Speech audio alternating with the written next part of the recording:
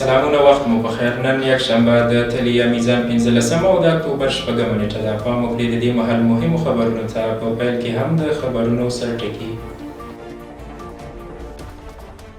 د مسکو فرمټ شپږمې ناستې د غونډو دوام. متقي د چین، ایران، ازبکستان، پاکستان او هند ځانګړو استازو سره لیده کاتې کړي. هندي پانګوالو د افغانستان کلي زیرمو پانګونې ته لیوالتیا ښودلې. پاکستان کې د وسلوالو مخالفانو بریدونه، لږ تر لږه 14 پوځیان وژل شوي. او پر حزب الله د اسرائیلو د بریدونو دوام. هارتز ویلي اسرائیل به ایران ته مناسب ځواب ورکړي.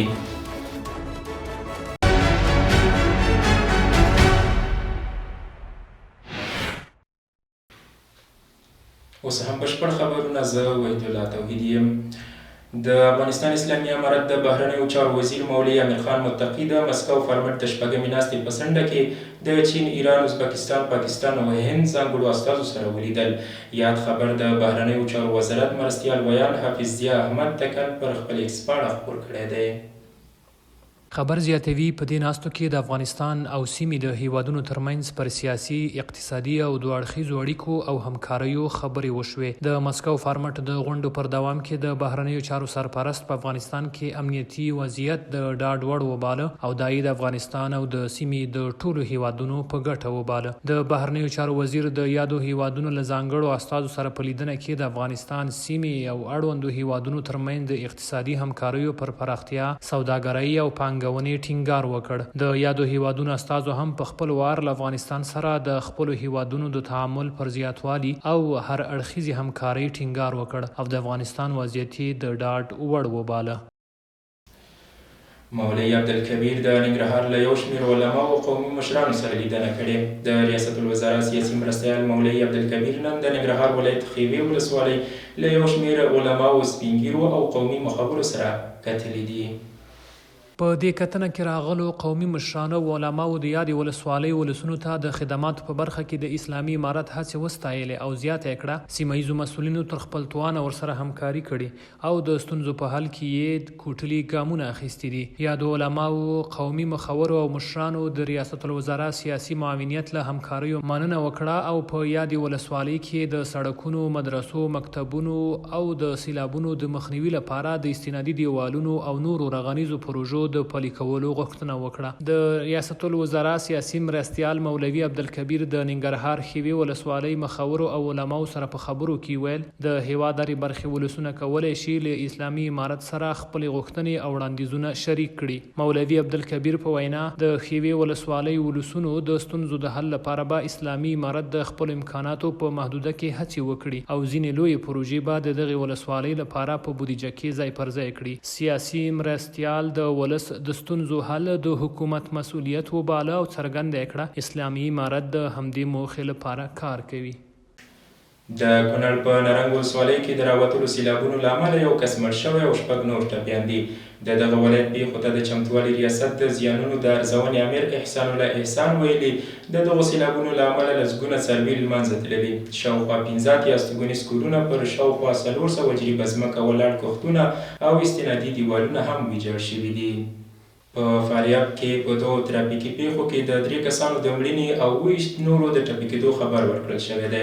د فاریاب د اطلاعات و کلتور رئیس شمس الدین محمدي پرون رسنیو ته ویلي چې د قیصار ولسوالۍ په خان قروق سیمه کې له سړک څخه د یو فلنکوچ ډوله موټر د اوښتو له کبله 2 کسان مړه او 20 نور ټپیان شوي دي. په بله پیښه کې د المار ولسوالۍ مرکز ته نږدې یو فلنکوچ ډوله موټر چپه شوی چې په نتیجه کې یو ماشوم مړ او 2 نور کسان ټپیان شوي دي. د دغو پیښو د علت په باب څه نه دي ویل شوي. د سړکونو خرابوالي، د ترافیکي اصولو نه رعایت او د چلوونکو بې احتیاطي په افغانستان کې د زیاتو ترافیکي پیښو اصلي علت ګڼل کیږي.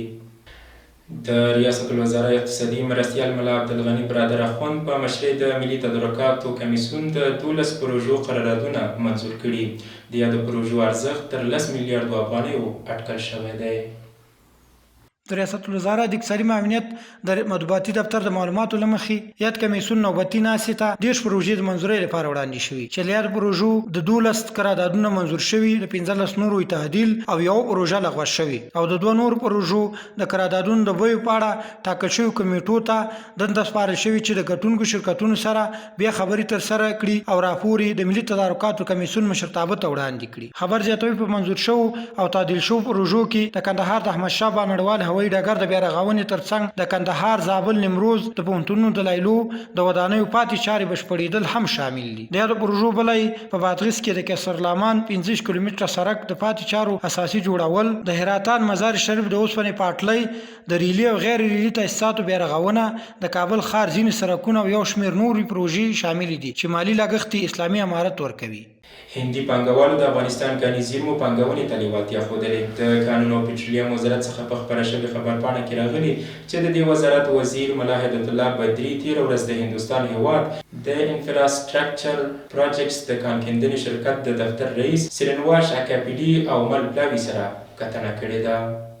په یاده کتنه کې سرینواش اکاپیډي د یاد شرکت د کارونو او فعالیتونو په تړاو هر اړخیز معلومات وړاندې کړل او ویل دغه شرکت د کانونو کیندنې په برخه کې څه د پاسه 10 کلونو څخه د زیاتې کاري تجربې، انجینرانو او روزل شوي متخصصینو په درلودلو سره فعالیت ترسره کوي. د هندوستان هیواد د انفراستراکچر پروجیکټس شرکت د دفتر رئیس سرینواش اکاپیډي او ورسره پلاوي د فلزي کانونو، قیمتي ډبرو، نفت او غازو په برخه کې خپله لیوالتیا څرګنده کړه. بلخوا د کانونو او پټرولیم وزیر د هیواد په کانونو کې د پانګونې په موخه د دوی د لیوالتیا هرکلی وکړ او ډاډ ورکړ چې د کانونو د قانون او طرز العمل مطابق به د پانګونې لپاره د زمینو په چمتو کولو کې له دوی سره همکاري کوي. د هیواد پلازمینه د 3م نړیوال نندارتون کوربه ده. په کابل کې د 3م ځل لپاره ملي او نړیوال نندارتون جوړ شوی. د یاد نندارتون پرانیست غونډې ته د ریاست الوزرا اقتصادي مرستیال ملا عبدالغني برادر راخوند ترڅنګ د سرپرست حکومت یو شمېر نور لوړپوړي چارواکي، د سوداګرۍ او پانګونې خونې مسؤلین، د نړیوالو سازمانونو او بنسټونو سفیران او ګڼ شمېر سوداګر او پانګوال راغلي وو. د مسؤلینو په وینا یاد نندارتون به یوه اونۍ دوام وکړي.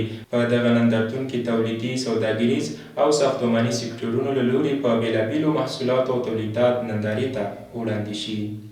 د صنعت او سوداګرۍ وزارت وایي چې افغانستان په تیرو 4 میاشتو کې له هند څخه متحده عربي اماراتو، ایران، چین، ترکیې د منځنۍ اسیا له هیوادونو سره د 5 میلیارده او 690 میلیونه ډالرو په ارزښت سوداګریزه راکړه ورکړه کړې ده.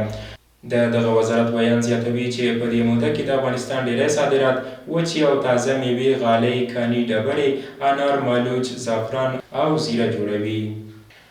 د چاپیریال ساتنې ملي ادارې عمومي رئیس وایي ځنګلونه د هیواد ملي پانګه ده او په ساتنه کې د ټولو مسؤلیت یو شان دی.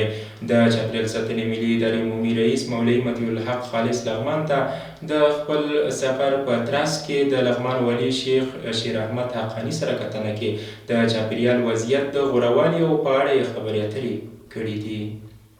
په یاده کتنه کې د لغمان والي ویلي لغمان د طبیعي منابعو له اړخه یو شتمن ولایت دی چې اوس مهال د هیواد له ګوټ ګوټ څخه ګڼ شمېر سیلانیان د سیل او سیاحت په موخه دې ولایت ته سفر کوي ترڅو د تاریخي او تفریحي ځایونو کتنه وکړي. د لغمان والي شیخ شیر احمد حقانی زیاتوي اسلامي امارت د ځنګلونو ساتنې په برخه کې اړین اقدامات پلي کړي او لا هم د دې عامه شتمنۍ د ساتنې په تړاو هڅې کوي او د همدې هڅو پایله ده چې د دې ولایت د ځنګلونو ساتنې ترڅنګ ولسي تړونونه هم غښتلي شوي او تر ډیره د ځنګلونو د ناقانونه وهلو مخنیوی شوی دی. د چاپیریال ساتنې ملي ادارې عمومي رئیس ویلي ځنګلونه د هیواد ملي پانګه ده او په ساتنه کې د ټولو مسؤلیت یو شان دی. ښاغلی خالص همدار زیاتوي چې د اړوند مرستندویه مؤسساتو او بنسټونو سره په ګډه پر دې کار کوو ترڅو د افغانستان د طبیعي منابعو او ځنګلونو د بیا زرغونېدو او ساتنې په برخه کې پروژې ترلاسه او پلي کېدو ته زمینه چمتو کړو. پاکستاني چارواکو ویلي چې د وسلوالو مخالفانو په بریدونو کې د دوی لږ تر لږه 14 پوځیان وژل شوي دي. د پاکستان رسنیو د راپورونو له مخې د دغه هیواد امنیتي چارواکي وایي چې د خیبر پښتونخوا په کورما سیمه کې د وسلوالو په یو برید کې 7 پوځیان وژل شوي او 2 نور ټپیان دي. د دې برید مسؤلیت TTP یا تحریک طالبان پاکستان په غاړه اخیستی. تر دې یوه ورځ وړاندې د جمعې په ورځ ناوخته په شمالي وزیرستان کې د پوځ پر یو کاروان په برید کې لږ تر لږه 6 پوځیان ووژل شول او یو شمېر نور ټپیان شول. د پاکستان پوځ په یو بیان کې پیښه تایید کړه او برید یې د TTP کار وباله. د پاکستان د امنیتي چارواکو په قول ویل شوي چې په څو نورو بریدونو کې لږ تر لږه 22 پاکستاني پوځیان ټپیان شوي دي. له بلې خوا د بلوچستان بېلتون غوښتونکي ډلې ویلي چې د پاکستان د پوځ پر کاروان یې د سړک د غاړې بمي برید کړی او درنه مرژوبله یې ورته اړولې ده، خو چارواکي وایي په دې برید کې 3 پوځیان وژل شوي دي. او پر حزب الله د اسرائیلو د بریدونو دوام هرتیز ویلي اسرائیل په ایران ته مناسب ځواب ورکړي، په داسې حال کې چې نړیوال فکر کوي چې اسرائیل به په ایران برید وکړي. د اسرائیل حملې پر لبنان روانې دي. یو اسرائیلي چارواکي چې د نوم له اخیستو ډډه کړې فرانس پریس خبري اژانس ته ویلي چې د اسرائیل پوځ تیار شوی چې د اسرائیل پر خاوره او خلکو د ایران غیر قانوني برید ته ځواب ورکړي، خو دغه پوځي چارواکي په دې اړه نور توضیحات ورنه کړل چې اسرائیل به کله او څنګه حمله کوي. د اسرائیل هارټز انګلیسي ژبې ورځپاڼې هم د پوځ چارواکو په وینا چې نومونه یې نه دي اخیستي راپور ورکړی چې اسرائیل به ایران ته مناسب ځواب ورکړي. ایران تېره اونۍ په لسګونه توغندي د اسرائیل پر لور وویشتل چې اکثر یې شنډ شول.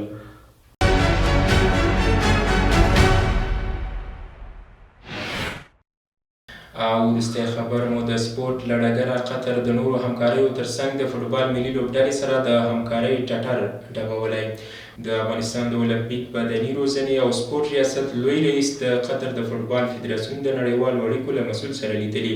د افغانستان د اولمپیک بدني روزنې او سپورټ ریاست لوی رئیس مولوي احمد الله وثیق پر خپل ایکس پاڼه لیکلي پرون مو د قطر د فوټبال فدراسیون د نړیوالو اړیکو له مسؤل محمد خالد فخرو سره لیدلي. ښاغلي وثیق زیاته کړې چې د قطر د فوټبال فدراسیون د نړیوالو اړیکو مسؤل د فوټبال په برخه کې د افغانانو وړتیاوې د پرمختګ اساسي لامل وباله او زیاته کړې ده چې د فوټبال په برخه کې د هر اړخیزې همکارۍ ډاډ ترڅنګ د هیواد د فوټبال د ښوونیزو او روزنیزو سیمینارونو او ملي لوبډلې د روزونکي په برخه کې د افغانستان سره همکارۍ ډاډ ورکړ. د موج نیوز درنو کتونکو دا و د دې مهال مهم او وروستي خبرونه. تر بیا ښه وخت ولرئ.